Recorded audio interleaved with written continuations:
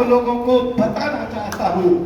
मेरे भाइयों ध्यान से सुनो, अभी मैंने बताया था आपको महावीर पृथ्वीराज चौहान के विषय में। चौहान का जलवा था, शत्रु कांपते थे नाम से। मोहम्मद गौरी को 17 दफे मार मार कर खदेड़ दिया था। माफी मांग लेता था और छोड़ देता था। वो पृथ्वीराज चौहान कीड़े मकोड़ों की तरह मचलता था, मुगलों को ताकत का शौहरा था। लेकिन मैंने साथ में यह भी कहा था कि गद्दार बन गए खुद अपने। जब 17 दफे पृथ्वीराज चौहान ने मोहम्मद गौरी को खदेड़ दिया और साहस टूट गया था, पृथ्वीराज के सामने युद्ध करने से कांपने लगा था, तो गद्दार हम में से ही थे। एक हिंदू जयचंद था और जयचंद जाकर बेड़ा कि इस तरह से आपको कभी भी जीत नहीं मिलेगी। पृथ्वीराज चौहान के सामने जीत नहीं पाओगे तो भैया क्या करूं मैं, उसके सामने पैस नहीं चलती युद्ध में। तो जयचंद ने कहा था, जयचंद युद्ध में नहीं हारा था,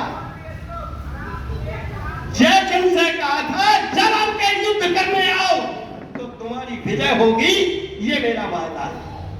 तो भैया कैसे होगी, मुझे तरीका बता दो। तो जयचंद ने कहा था जब युद्ध की योजना बनाओ तो युद्ध के साथ साथ ही हजारों गऊ युद्ध क्षेत्र में छोड़ देना।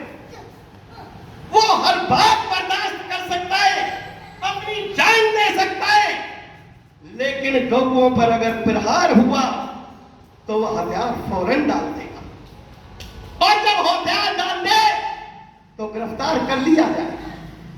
मेहरबानों, जिस वक्त मोहम्मद गौरी ने 18वीं दफे चढ़ाई की तो योजना में सफल हो गया।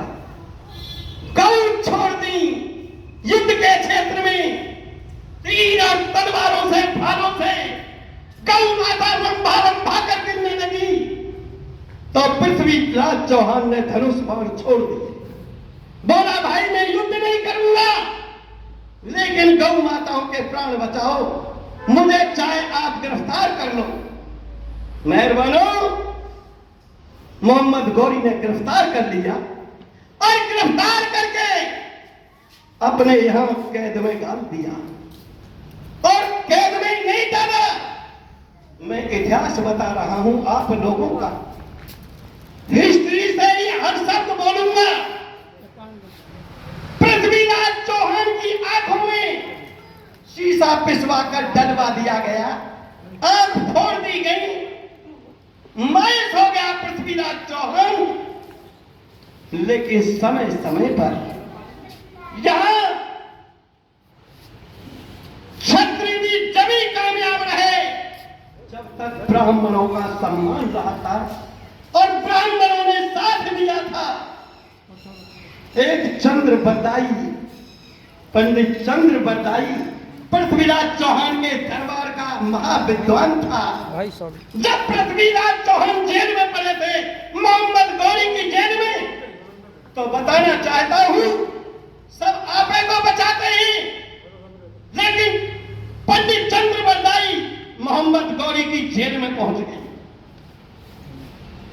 और जब पूछा गया तुम कौन हो, कहा मैं पृथ्वीराज चौहान का दरबार का एक विद्वान हूं, बताइए क्या बात है।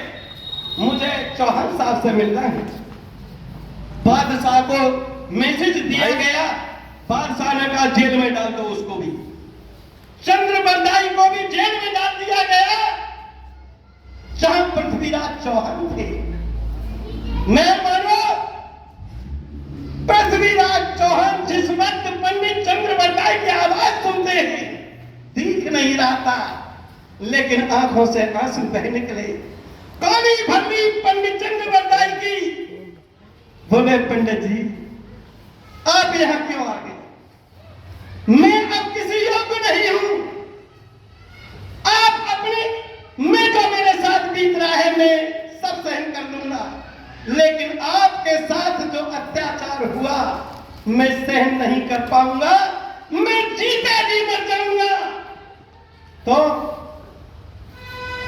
पंडित चंद्रबरदाई ने कहा कि महाराज कौन कहता है आप कुछ नहीं कर सकते? तसल्ली करिए, मैं दिखाता हूं आप क्या कर सकते हैं।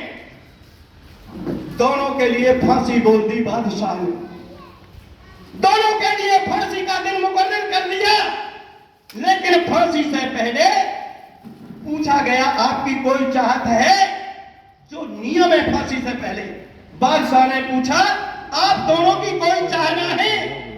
तो पृथ्वीराज तो मौन रहे, लेकिन पंडित चंद्रबरदाई कहने लगे कि हाँ बादशाह सलामत, एक चाहना है, बताइए क्या चाहना है आपकी, पूरी की जाएगी। कहा बादशाह सलामत फांसी दो शौक से, और ऐसे नहीं सारे नगर को बुलवाया जाए। और लेकिन हमारे जो महाराज हैं, हमारे जो पृथ्वीराज चौहान हैं, उनके विषय में शायद आपको जानकारी नहीं है, वो शब्द वेदी बाण चलाना जानते हैं। तो एक दफे हम पूरी जनता को यह दिखाना चाहते हैं कि पृथ्वीराज चौहान शब्द वेदी बाण कैसे चलाता है। बादशाह ने कहा तो बताइए कैसे दिखाओगे? तो मुनादी करवाकर सारे नगर को बुला लिया जाए, और महाराज आप सबसे ऊपरली मंजिल पर एक लोहे का मजूसा यानी कुठला बनवाएं, उसमें स्प्रिंग ऐसी लगवाएं, उंगली उसी पे रखना, देर मत कर देना। आवाज पर तो तुम्हारी पे ही बाण चलाएंगे चौहान साहब, और किसी की आवाज पर नहीं चलाएंगे, पर उंगली रखे रखना, आवाज देते ही बटन दबा देना ताकि सड़क से नीचे चले जाओ, नहीं तो बाण समझ लेना पार हो जाएगा। राजा बादशाह ने देर नहीं की, तुरंत लोहे का कुठला बनकर तैयार हो गया स्प्रिंग वाला, और पूरे नगर की जनता भीड़, इनके टीनी दल को तो तुम जानते हो, ओ भीड़ औरतों की, बच्चों की, दाढ़ी वालों की कोड़ी लग गई। अरे आज उस काफिर को फांसी होगी, दो काफिरों को फांसी होगी, बहुत खुशी का माहौल बना हुआ था। तो अब पूरा कुर्सी डरवा दी गई बादशाह की कुठला में अंदर। बादशाह तैयार है, इतने विद्वान थे चंद्रबरदाई, सारा नजारा देखा। पृथ्वीराज चौहान मायूस थे, आंख फूटी हुई थी, घुटनों के बल खड़े हैं जनता के सामने। मात्र दो व्यक्ति पूरे इस्लाम के सामने खड़े हुए हैं। मजलिस धड़धड़ा रही थी, ठाके लग रहे थे मुसलमानों के। घुटनों के बल पृथ्वीराज चौहान खड़े हुए हैं, सर पर हाथ चंद्रबरदाई ने रख दिया। क्यों? कि राजपूत ज्यादातर ब्राह्मणों का आशीर्वाद प्राप्त करके ही आगे बढ़ते हैं।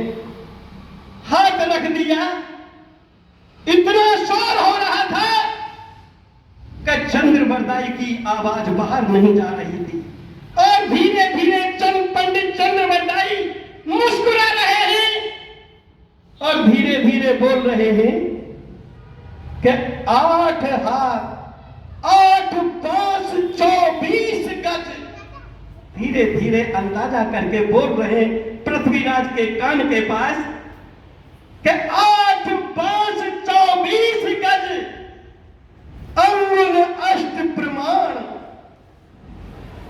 8 अंगुल 8 बांस, पहली गिनती थी ये कोई। 8 बांस 36 गज, उतना ही धनुष पृथ्वीराज ऊपर उठा रहे थे धीरे धीरे। अंगुल अष्ट प्रमाण मेरा ये अंदाजा है महाराज, 8-5-24 गज अंगुल अष्ट प्रमाण। अरे इतने पे सुल्तान है, आज मत चूके चौहान। है मानो चौहान ने अंधी आंखों से इतना ही धनुष ऊपर उठा दिया। कहने के अनुसार बादशाह कहना चाहता था कि मैं यहां हूं, लेकिन शब्द आया मैं। इतने पर तो बिजली की गति से बाढ़ गया, अगला शब्द नहीं बोलने दिया और बादशाह के हलक से पार कर दिया। मेहरबानी सड़क से हलक में पार हो गया। पार एकदम पंडित चंद्र बंदाई की आंखों में खुशी के आंसू आ गए।